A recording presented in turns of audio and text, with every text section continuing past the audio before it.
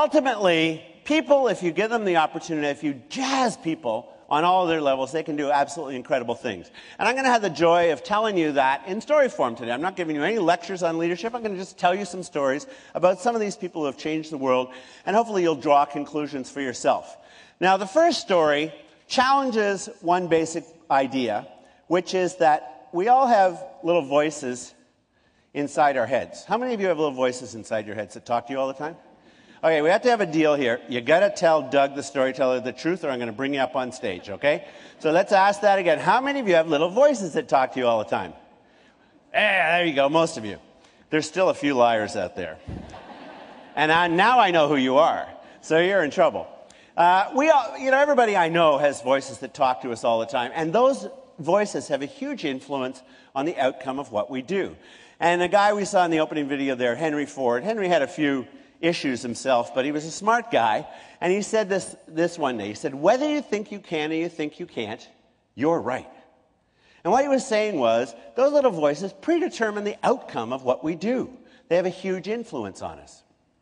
Now, another pretty smart guy, most of you heard him, his name was Einstein. Einstein said something about change, and he said, we can't solve our problems with the same thinking we used when we created them. And Einstein, better than anyone alive on Earth at the time, understood that the entire universe is in a constant state of change. Nothing stays the same. Many of you know that every cell in our body changes every 7 years.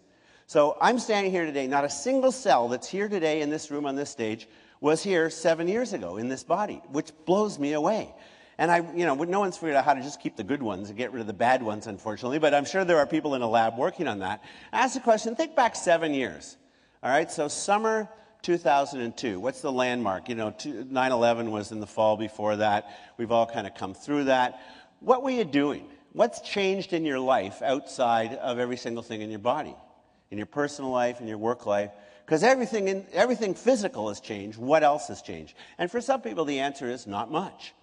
And part of that for some people is that they're resistant to change. It's a natural human reaction to put our feet in sometimes when things are changing because it gets us into areas outside our comfort zone. Einstein understood that when dealing with people. And my favorite definition of insanity is this one, which you may have heard before: doing the same thing over and over and expecting a different result. And how many people do you know who are like that? So I'd like to tell you a story to put into context the power of that little idea and the power of the little voices inside our heads. And here's the story. It's set from 1954, okay? So in 1954, in the world of track and field, it was believed that it was impossible for a human being to run a mile in under 4 minutes. How many of you have ever run a mile in under 4 minutes, just out of curiosity? Okay, we're all in this boat together. Excellent. Many medical practitioners back then actually thought that the pace required to run a sub-4 minute mile would cause the human heart to explode in the rib cage. One person who didn't believe it was a doctor and medical student and runner at Oxford named Roger Bannister. How many of you know the name Roger Bannister? So quite a few of you. Bannister had been trying to break 4 minutes for years, never got his time below 4:03, and by this little definition and my version of the story, woke up one day and went, I'm insane. Yeah, I should have done that with a British accent. Oh, bloody hell, I'm insane. Because he realized he was doing what every other runner in the world who was trying to break 4 minutes was doing. He was going out to the track every day and trying to run a little bit harder and faster and go, beat 4 minutes. It wasn't working. So he had a big idea.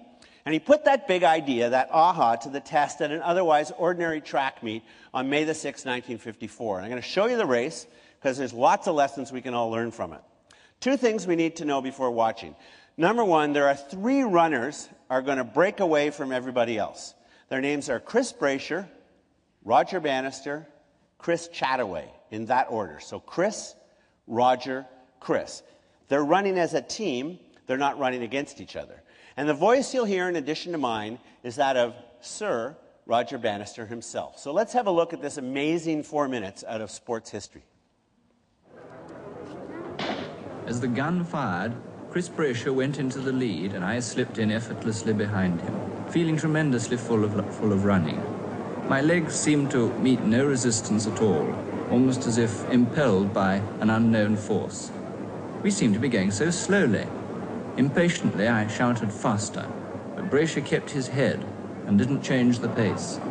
So while the record books show that the barrier was broken by a single runner, Bannister, it wasn't. It was broken by a team. For years, as I say, he tried to do it alone and never got below 4:03. So his big aha was, hold on, why don't I bring my teammates to run with me rather than against me? So he went out and found two equally dedicated runners in Brasher and Chataway, and a tough new coach named Franz Stempfel, whose name you'll hear. It was as a team that they literally set out to change the world's view of what a human being was capable of doing. The faint line of the finishing tape stood ahead as a haven of peace after the struggle. I leapt at the tape, like a man taking his last spring to save himself from the chasm that threatens to engulf him. My effort was over, and I collapsed almost unconscious with an arm on either side of me. It was only then that the real pain overtook me. I knew I had done it before I even heard the time. I felt as if I was too close to have failed. On May 6, 1954, Chris Brasher, Roger Bannister, and Chris Chataway did break the impossible barrier. They ran the mile in 3:59.4, 0.6 of a second under impossible. In doing that, they showed every other runner in the world that it could be done. They changed the game from can it be done to how fast can it be done. A couple of weeks later, an Australian named John Landy, who'd been trying to do this for years, suddenly did it in 3:58. Bannister raced him a couple of months later, did it in 3:57.3. And the barriers continue to fall in the years since, and today stands at 3:43.13. So what's the point for all of us in business? I mean, what can any of us learn from that? Well, number one, I think, as Henry Ford said, whether you think you can or you think you can't, you're right. As soon as Bannister broke that mental barrier for everyone, it changed the game. And I asked the question, what are your mental barriers? What are the things about yourself or the way you operate that you think are impossible? Because dealing with those, pounding your way through them, is the most important step to doing things, as I say, to reaching your full potential, to operating at all 5 of your levels. Secondly, for those of you who have teams that work with and for you, I thought this was a great example of clarity of vision. You know, we all have visions, and visions are important. Here's a vision. 4 minutes and over, we fail. Anything under 4 minutes, we win. Everyone clear? There was no doubt about what they had to do to win. And there was no doubt about what everyone's role in the team was. Chris Brasher get us halfway, Chataway get us 3/4, Roger, you're the closer. Everyone clear on what their roles were. Now, despite that, there was an interesting team dynamic. Bannister challenged Brasher through the first 2 laps, yelling, faster, faster, and Brasher refused to speed up. I would put to you that the leader on the team was not Roger Bannister, who was the hierarchical leader. It was Chris Brasher, because I watched that race. I've seen this race 100 times.